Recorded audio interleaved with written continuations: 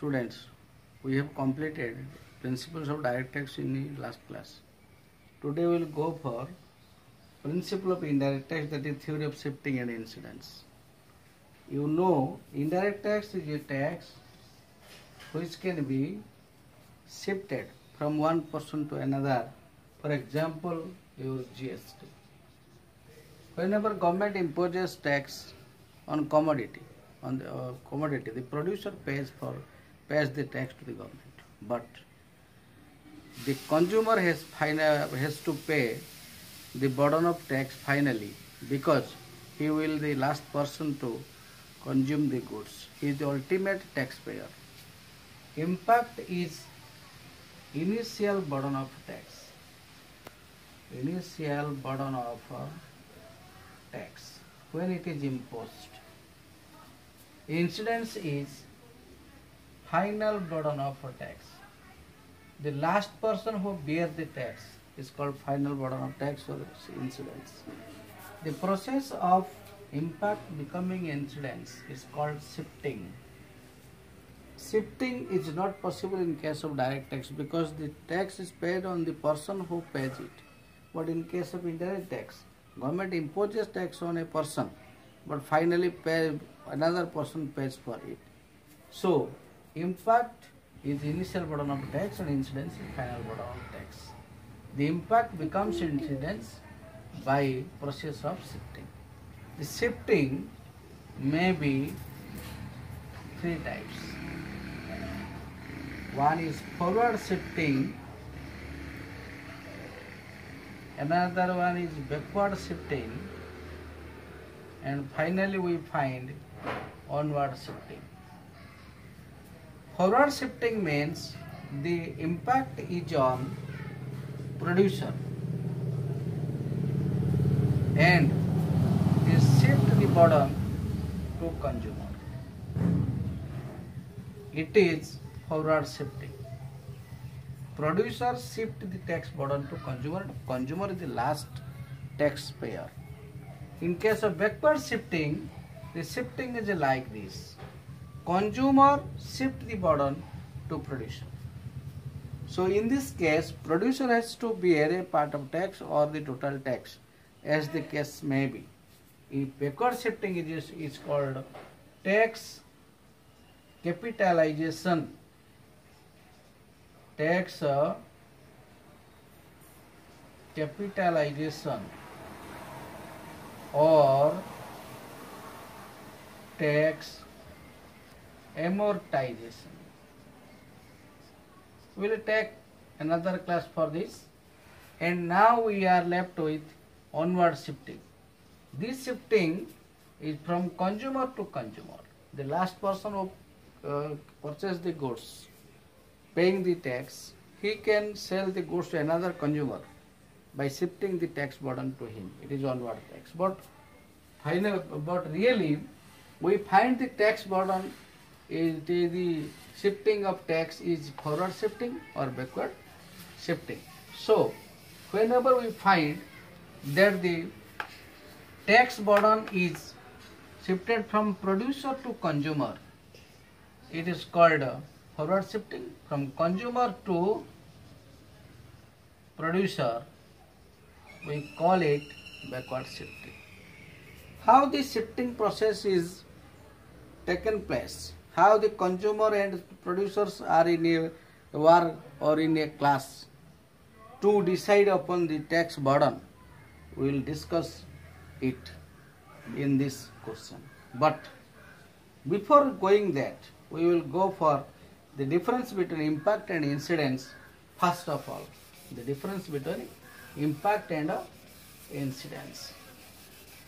Difference of the shifting and impact and incidence is: impact is initial burden of a tax and incidence is final burden of a tax. Impact can be shifted, but incidence cannot be shifted. It is called de jure tax burden. It is de jure means legally. The tax is imposed on a person de jure or legally. This is called impact. And it is called de facto tax burden. De facto tax burden. Mistress Ursula Hicks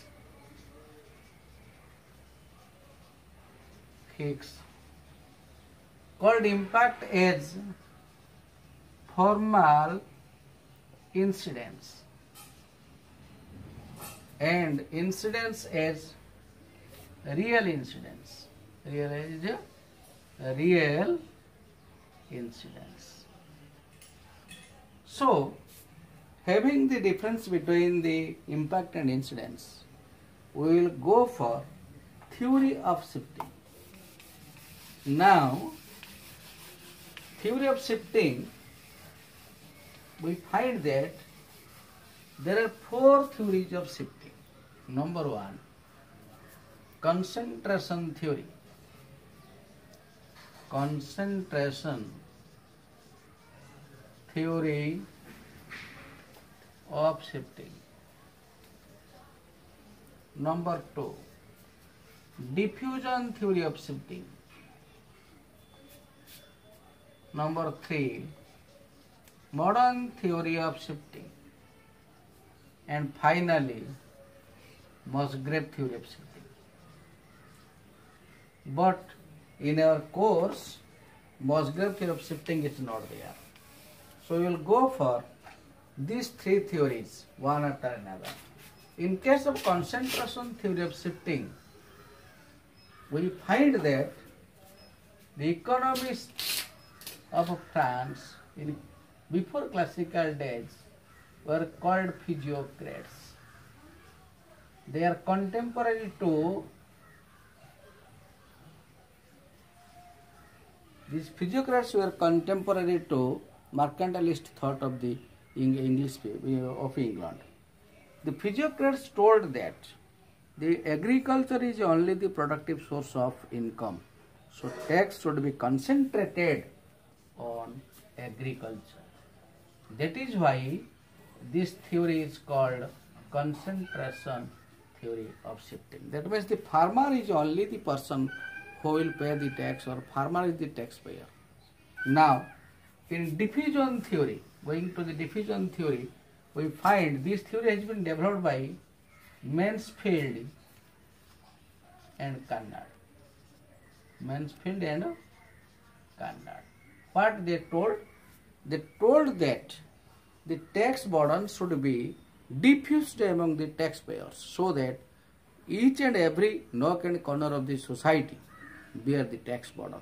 He compared the tax shifting of the tax burden with taking blood from one person's hand or throwing a stone to the pond. When we take the blood from one person's hand, it is not the blood taken from one hand only, it is gone from entire body. So also whenever we throw a stone to the pond, we find that the configuration created will be diffused to the end of the periphery of the pond. Likewise, the tax burden should be such that each and every one of the society bear the tax. That is why each and every corner of the society bear the tax, and tax burden is shifted among the taxpayers, so that no one will bear the tax as burden as much, and government will get the revenue as he wants, but the burden is very less. This is the diffusion theory. But these 2 theories only say what should be the process of tax, but how it is distributed among the consumers and producers or the taxpayers, who bear more tax burden, who bear the less, is not explained in concentration diffusion theory. This is the modern theory of tax which explains these 2 things. The modern theory of tax or indirect tax theory of shifting is explained by J.S. Mill and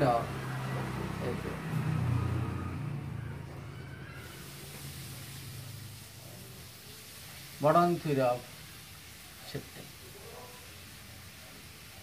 What this theory says, first of all, we have a common idea or general idea on this theory of shifting. Look at the figure, you will get a clear understanding of the tax distribution.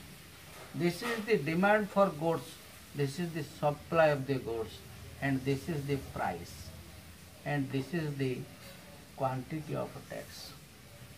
The quantity of goods sold. Before, this is demand, quantity demanded and supplied, and this is price. The tax is not imposed yet. Let government now impose tax on the goods, so the supply curve shifts backward, S plus T. Now the price is P1 and the goods sold is Q1. As the price rises, quantity demanded reduced. We find that E was the equilibrium point, E1 is now equilibrium point, T is the tax. This is the tax burden, but tax amount imposed by the government, because the supply curve shifts backward. By imposing tax, what we find is that the price rises from P1, and if the consumer purchases OQ1 quantity of goods, he has to pay for the tax. So the PP1 is the tax burden, tax burden or tax amount to be paid by consumer. This amount is paid by consumer and this amount is paid by producer. So a general idea what we find from this figure is that whenever tax imposed and whatever price rise is borne by the consumer, and the rest amount is to be borne by producer. But the amount of tax burden, consumer or producer who will bear more or less, will depend on or depends upon 4 factors. These are the 4 factors to decide who will pay what amount of tax, who will pay more or who will pay less. First one is the elasticity of demand and elasticity of supply. Number 2 is the nature of goods. Number 3, cost condition. Number 3, cost condition. And number 4 is market condition. Market condition. We have to discuss these 4 cases to complete the modern theory of shifting and incidence, going to the elasticity of demand and supply for the first case. Look at this figure. We have explained that there are 4 cases to explain the division of tax burden between the producer and between the consumer and the producer. Taking elasticity of demand and supply in first case, we find that there are 5 cases. How these 5 cases are derived? We know that there are 5 types of elasticity of demand and 5 types of elasticity of supply.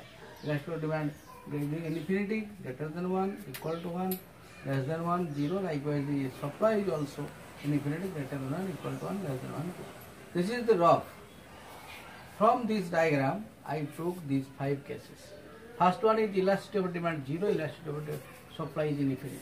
That means this case and this case first. As we know that elasticity of demand is 0 and the supply curve is vertical and supply demand curve is vertical and supply curve is horizontal. And this is the equilibrium point. P is OP is price and OQ is the quantity sold in the market. When government imposes tax, the supply curve shifts upward S plus T and price rises from P to P1. Look at this. Whatever the tax, this is the entire tax because the supply curve shifts upward due to tax. This is the entire tax and the price rise is also equal to tax. So, entire tax burden is on the consumer. In this case, when elastic demand is 0, elastic supply is infinity. When we find the goods elastic demand is 0 means it is most essential for the consumer.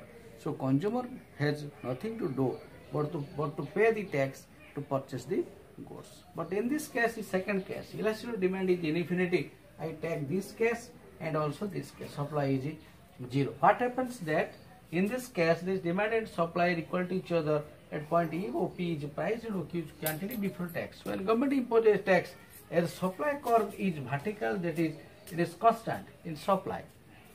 Due to tax imposition, supply curve cannot shift anywhere. So the entire tax burden is on producer because the price is not rise.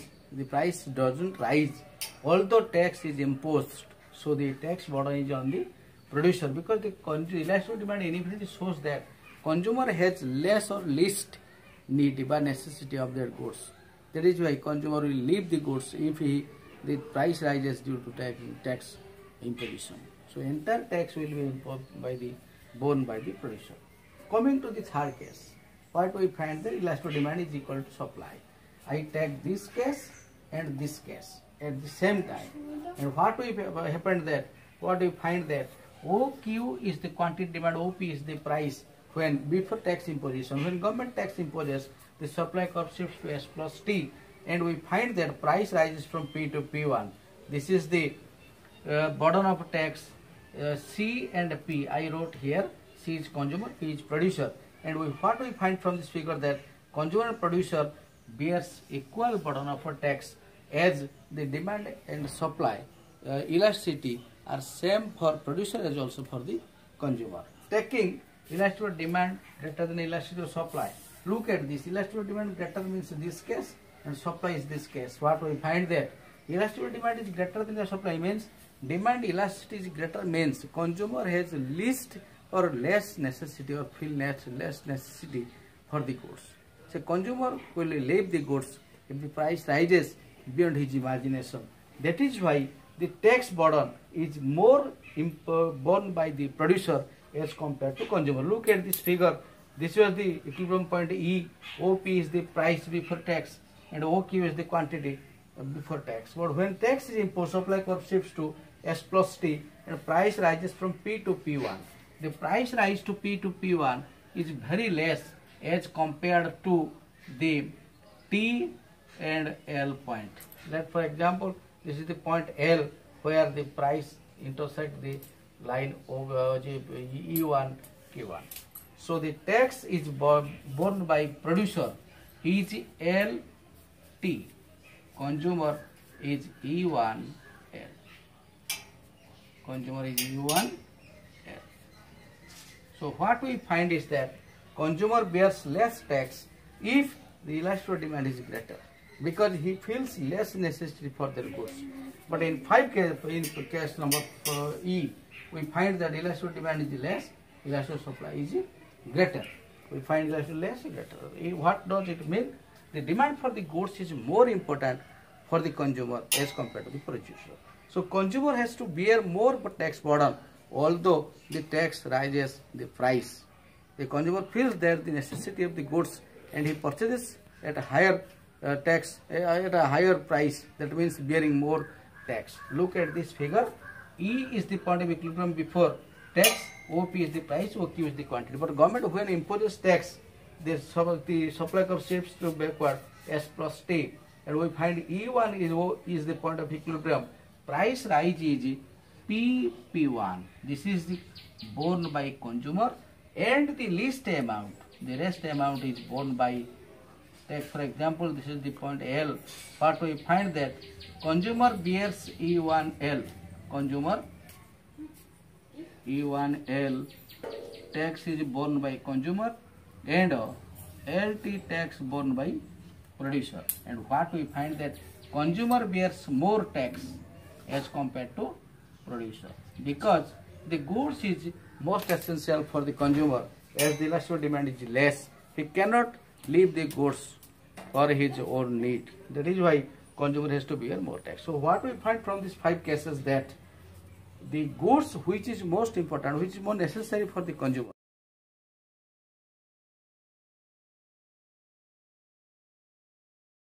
We have discussed elasticity of demand and supply, and the shifting has been done between the producer and consumer in case of indirect tax. Now coming to the nature of the goods. As we know nature of the goods, we find that there are 3 types of goods: necessary, luxury and comfort. In case of necessary goods, elastic demand is less than 1 In case of luxury goods, it has to be greater than 1, and in case of comfort goods, it has to be equal to 1. Like that, likewise, we have 3 demand curves, DN necessary goods, DC comfort goods, DL luxury goods, and we find that it is steeper and it is flatter due to elastic less than 1 or greater than 1, and comfort goods, the elastic demand is equal to 1, and in between the demand for comfort goods is in between luxury goods and necessary goods. This is the supply curve before tax. After tax imposition, we find that S plus T is the supply curve, and what we find is that the price rises from this point to this point. The tax amount is E1T, here also E2T, here is E3T. What we find that consumer, the price rise is borne by consumer, so consumer bears the upper part, this is the greater than, in this case of comfort goods, consumer bears more tax burden than the producer. In case of comfort goods, they are equally burdened. In case of luxury goods, we find that consumer bears less burden as compared to the producer, because the luxury goods is not necessary, not essential for the consumer, so consumer may leave the goods and bears a small part of the tax if he purchases the goods. So we find that according to the nature of the goods, the tax burden is distributed more in case of necessary goods on the consumer. In case of luxury goods, less is on consumer, and equally distributed between consumer and producer in case of comfort goods. Now we will go to cost condition. Now we are going to cost condition.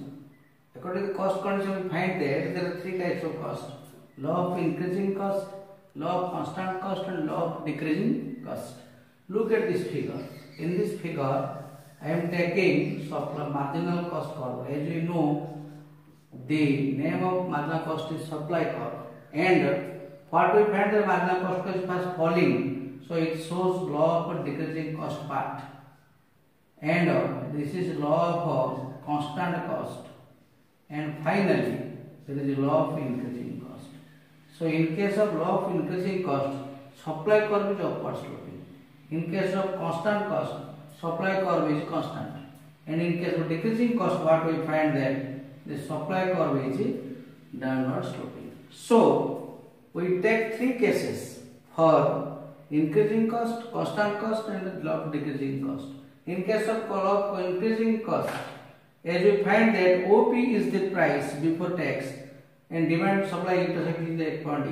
When tax is imposed, the new supply curve is S plus T. So the price rises from P to P1. It is borne by consumer, and the rest part LT is borne by producer. And we find that the tax is distributed between consumer and producer in case of increasing cost.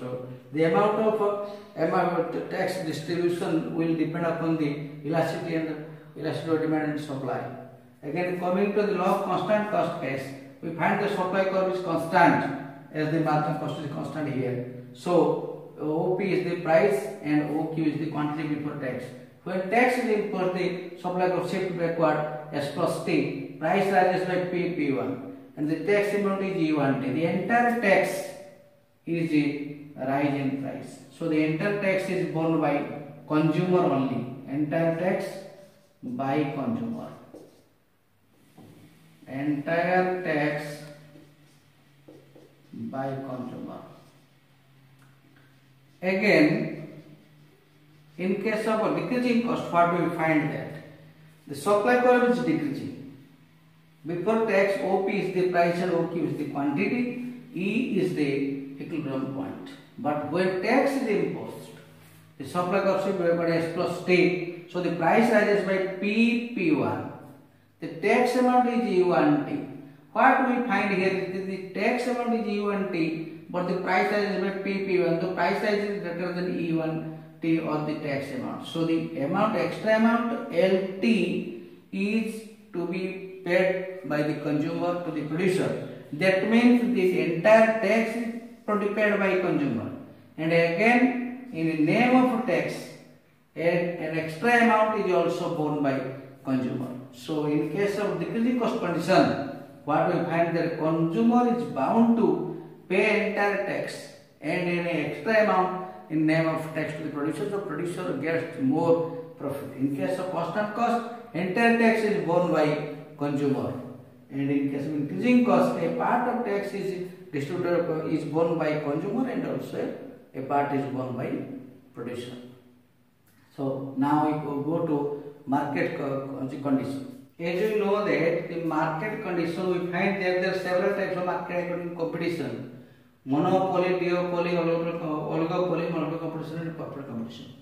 In case of monopoly, there is single seller, duopoly 2, oligopoly 2 to 10 seller, monopoly competition 10 to 50 sellers, and finally corporate competition, there are large number of bars and we conclude 50 to infinity sellers are there.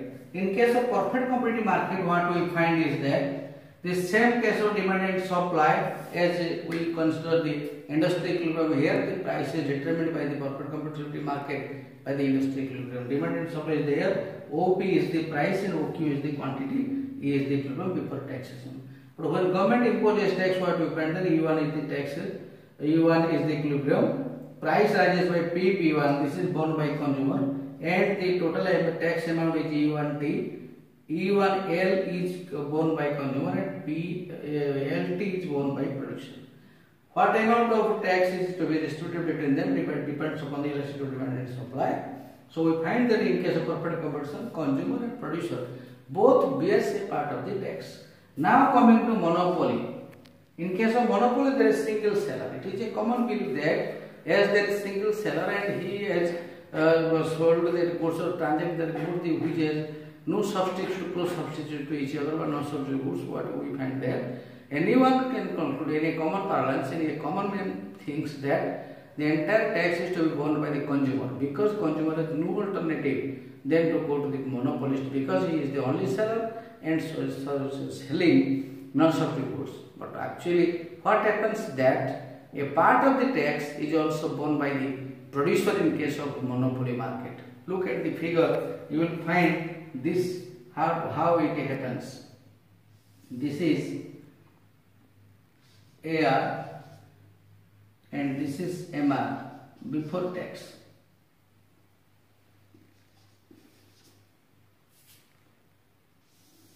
And this is MC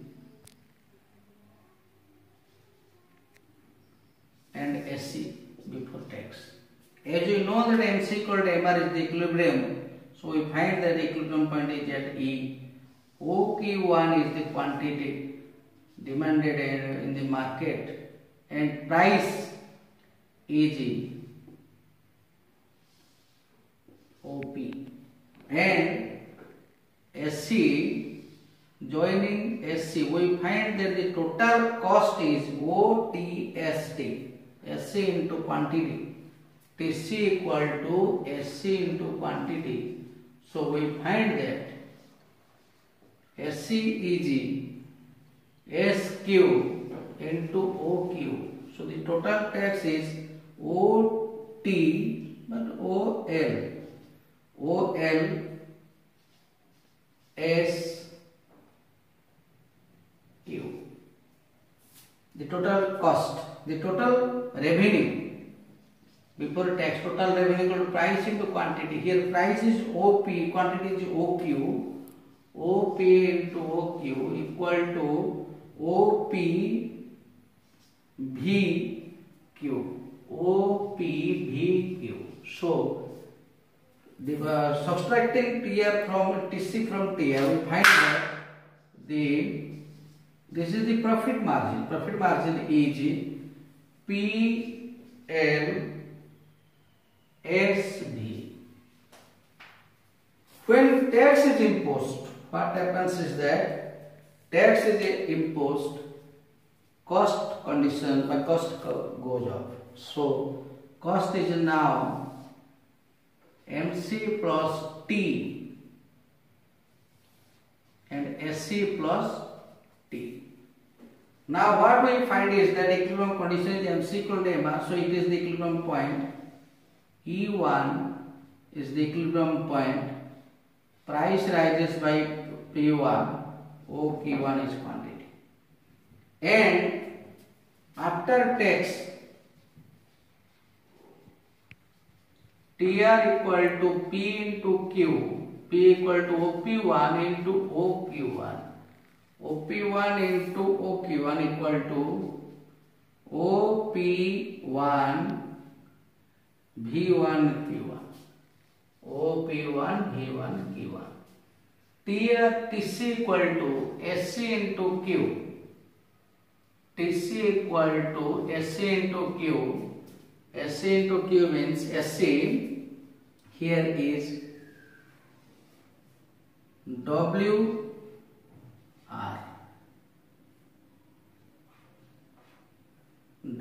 So OW into OQ1,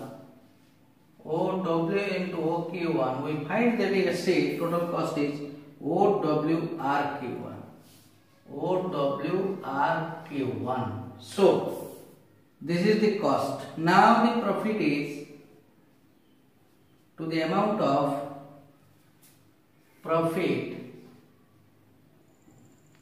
is WP1 V1R, WP1 V1R. And it is interesting to know that the profit before tax was PVSL. Now the profit is P1 V1 RW. What we find that the profit margin is less as compared to the profit he earned before taxation. So after taxation profit goes down, and the amount of profit goes down shows that the producer has to bear a part of tax because his profit is falling. And price rise from P to P1 shows that price rises means consumer has to pay it. So consumer pays tax as the price rises and the tax amount is reduced. The profit amount is reduced. Profit amount is reduced from PVSL to P1 V1 RW. So we find that the consumer producer is also bound to bear a part of tax. So what we find in case of monopoly market, both consumer and producer bears both the taxes, or both combined pay the tax to government. And finally we conclude that whatever may be the market, in case of perfect competition we find that large number of sellers are there. They are paying, the producer is paying part of tax. And in case of monopoly, there is single seller, and we find that the producer is also paying the tax. So whatever may be the market, maybe duopoly, there is competition, there is oligopoly also competition, in competition, there is competition because the large number of sellers is rising. So in any market, we find that both consumer and producer bears a part of tax.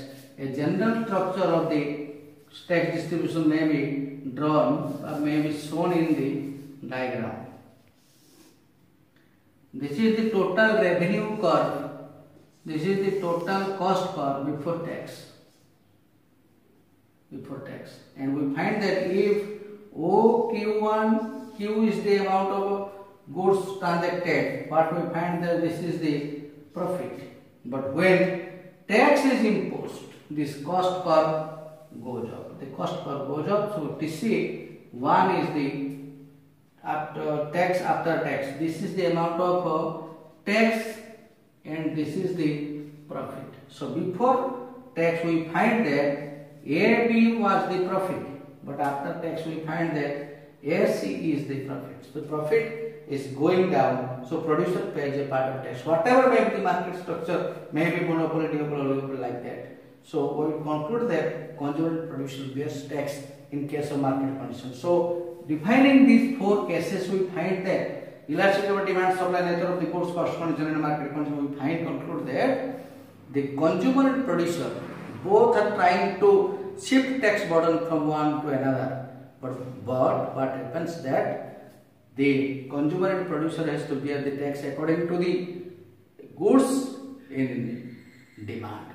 Consumer has to pay more tax if he demands more goods, and producer is bound to pay the tax to government because he is not liable to shift the tax burden to the consumer if the goods is not of the importance or the luxury or comfortable. Thanking you all. This is all about theory of shifting and incidence of Unit 3 of your course of study. After that, we will go to another topic, taxable capacity.